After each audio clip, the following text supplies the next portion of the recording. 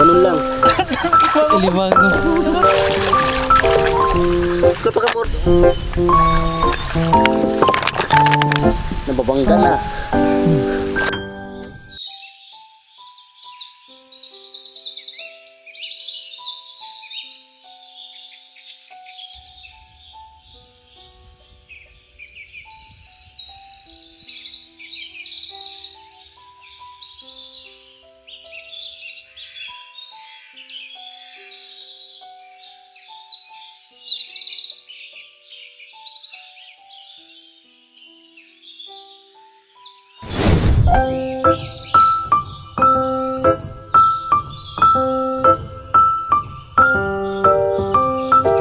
So ayun mga kalab, nagsakay po, sumasakay na kami sa baruto mga kalab nila mama. Ayan.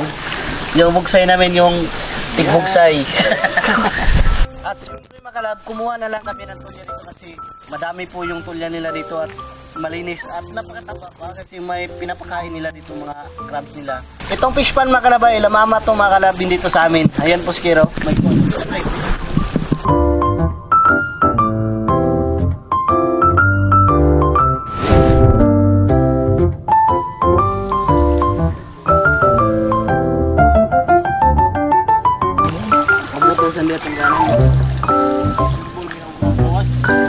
So ngayon mga kalab ay papunta tayo sa destinasyon para doon po dahil sabi doon ni Kuya PG marami daw mga tuway doon. So tuway na lang po yung isasabi ko kasi madaming nag-aaway dyan sa mga comment section na hindi daw yan tulya, tuway. So tuway na lang mga kalab. So ayan po yung ano ni Kier. Si Kier po yung nag-ano yan. Yan tayo lang natin libahin mga kalab. May meron ako. Tatry.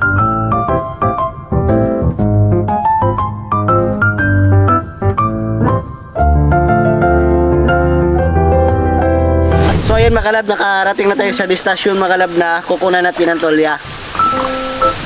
Dito sila mangunguha. Uy, tulya agad. Ano yung kukunin, bitulya or banisil? Tulya at kahit ano, basta meron. Naa? Naa din oh, babe, kita babe. Malaki talaga pagbago yan oh. Babala! Huwag itong gayahin sa mga batang hindi taga-fish pond dahil may posibilidad na mapahamak ka kung ayaw mong kumaway sa'yo si Valentina.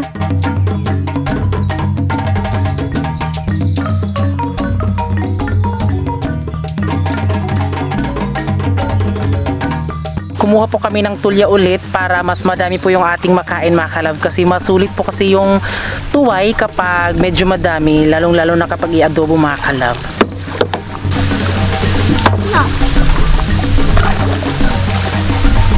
Yan. Tuway.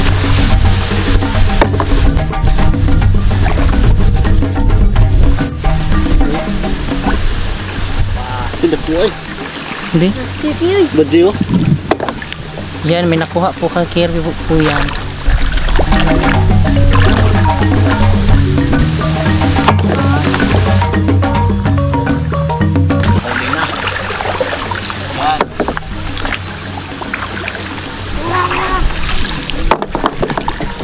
Ang pagkuha ng tuway ay hindi madali.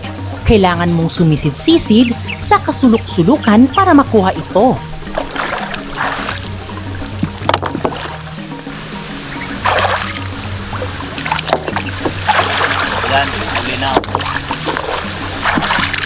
At mas magandang kunin ang tuway kung sa fish pond dahil ito ay matataba. Kaya sila naging mataba dahil yung mga pagkain ng mga isda ay nakakain din nila.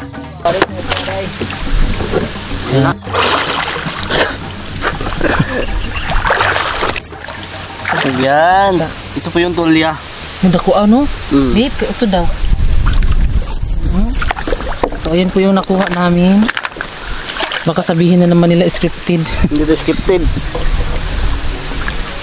Kita ninyo na kumukuha talaga kami ng tulya.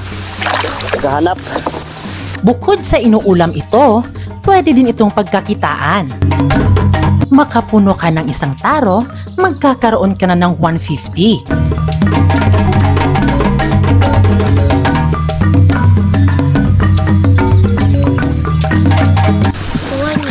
Maliit.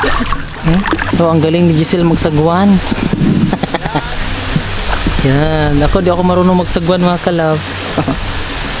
Tingnan nyo oh, madaming lumot.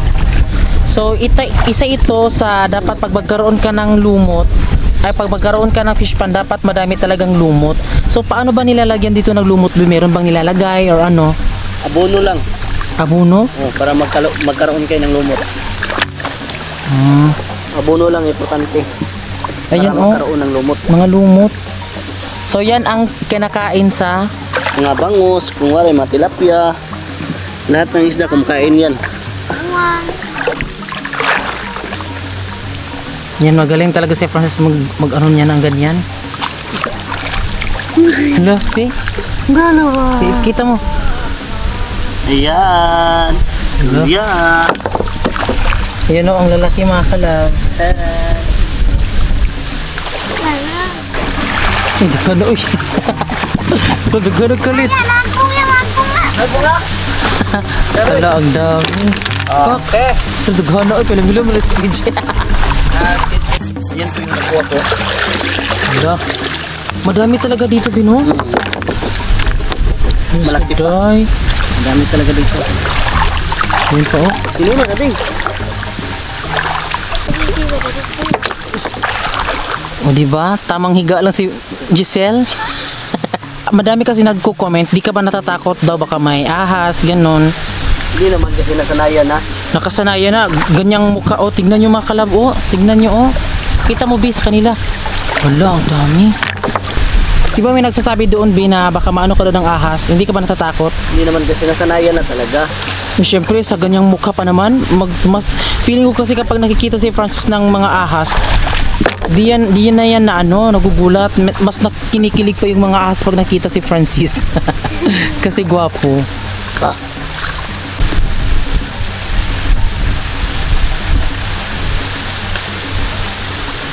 Kaya, Pakita mo. Hala, yun o. Nung doon kami doon nila ti Geraldine, parang isang araw tayo nanguha ng ano, eh dito di pa tayo nag 20 minutes, ito na yung nakuha. Di ba sobrang dali lang. Ayun po, oh. Oh, good, ikaw na buyag. Eh. No, kita.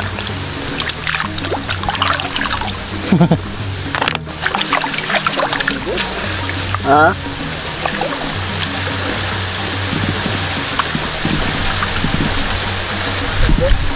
Sagbot, boss.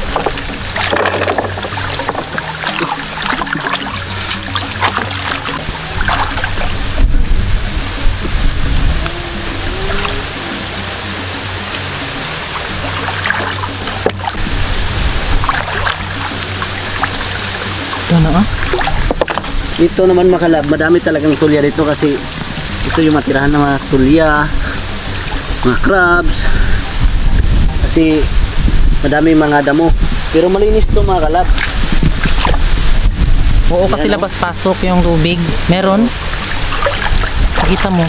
Oh, Ganon po ako madali bilis. lang manghuli ng Oo. tulya. Kapag madaming tulya, pag walang tulya, dyan tayo Iiyak. malulugi.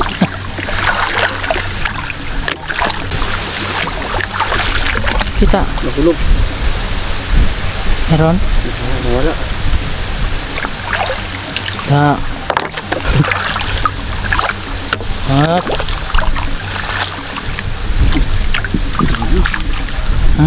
Dami, parang pinatanim lang.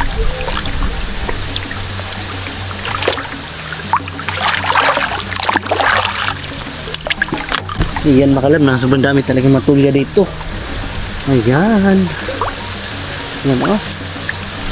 Dapat ilabas mo talaga yung kamay mo para makahanap ka ng tulya. Ayan, kahit saan kutin mo. Nasa ilalim na talaga, Bi. Kita mo nira. Parang ganito. Hala, ang lalaki talaga, oh. Dito tayo. Magsibing. Magsibing. Nada boss? Ha? Oh. Ito lang oh. Ganun mo lang yung kamay mo. Makahanap ka rin. Parang ganito. Napakataba ang tulya dito. Kasi ang kinakain nila dito, kumakain din ito ng lumot. Bi, Ano? kita mo. Yan o.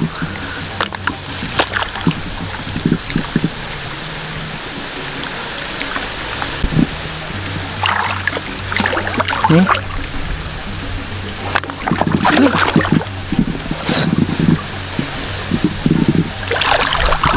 Ah. Dito talaga, kapag may lumot, ganun mo lang yung kamay mo, makahanap ka ng tulya, parang ganito. Oh, hands up. Hands up. Surrender na ako. Kumukuha ng tulya. Ganun lang. Napaka-basic lang to. Ganun mo lang, oh. Makahanap ka ng tulya agad. Tulya agad. Tulya. Ops. Wala akong nahuli. Grabe si boss, oh. Dami na siguro yung kuha, oh. May malaking lagyan ng tulya.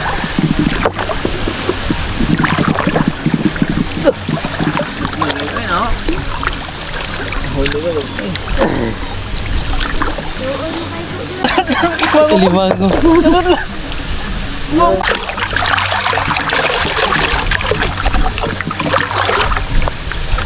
Ayan. Ayan.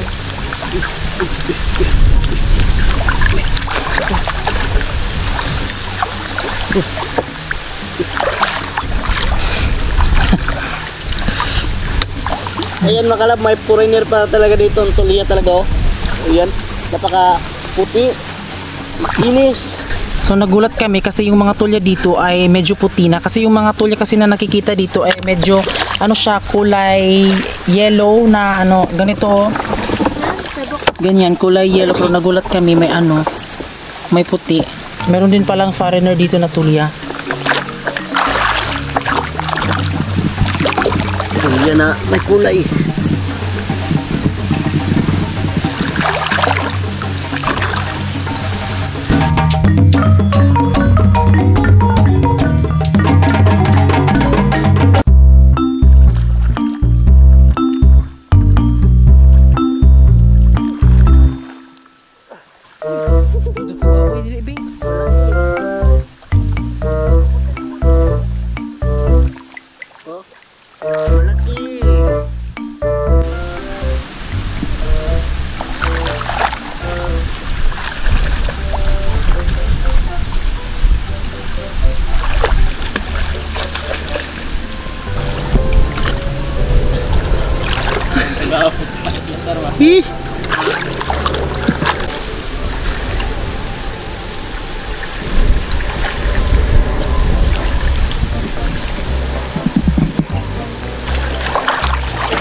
Ayan.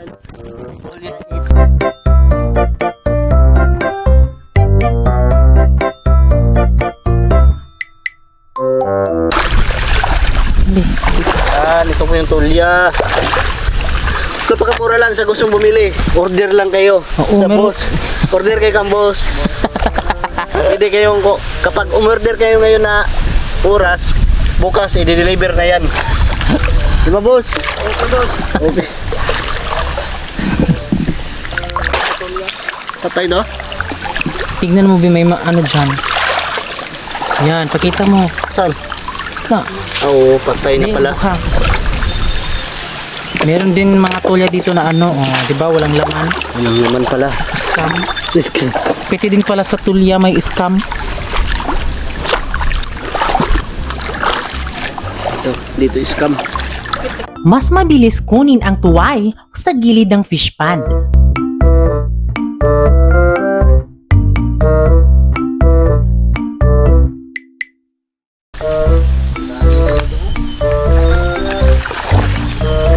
Ayan, ito po.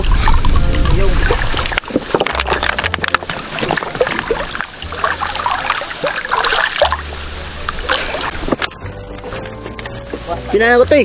Pilang kilo nito eh, tapok. Di mo na tapok. Kinilom na, 120 kilo pa. Sa amot, panghatag rama. Oh. Grabe ng hala. So ayun mga kalab, natapos na kaming kumuha ng tulya mga kalab. Ito na po yung nakuha ko at doon naman sa dong naman. Sa may dong sa Baruto, doon naman yung linagay po yung kuha sa aking kuya na tulya. Makikita nyo yan mamaya kapag ilipat na natin doon sa bangka. So ngayon ay uuwi na din kami no, doon sa bahay nila mama. Tara.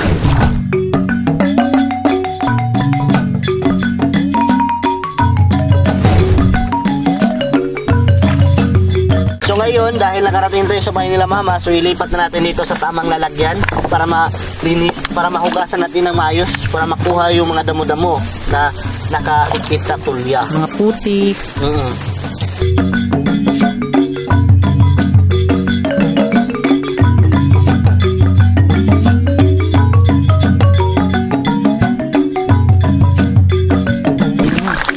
Ito na. Hugasan muna natin ito para mas malinis.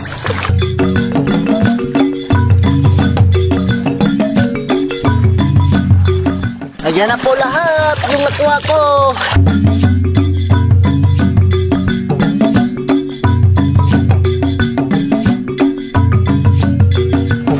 Abangan! Dahil tapos na tayong kumuha ng tuway, sa next vlog naman ay ipapakita namin sa inyo kung paano kunin ang banisil. Yan ay napakasarap at malinamnam, lalo na tag-ulan. Ang sarap humigop ng sabaw.